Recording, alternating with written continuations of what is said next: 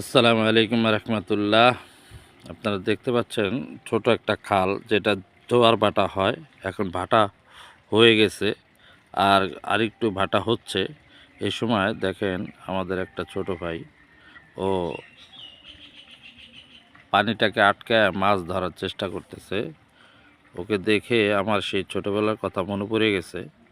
এই জন্য ওকে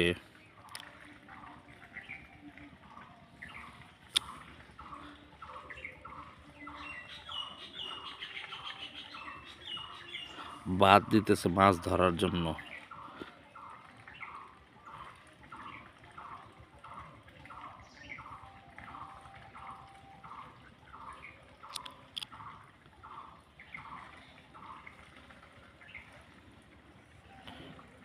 তো ঠিক আছে, ইনশাল্লাহ সবাই ভালো থাকবেন, সুস্থ থাকবেন, আমার জন্য দোয়া করবেন। আসসালামু আলাইকুম রহমতুল্লাহ।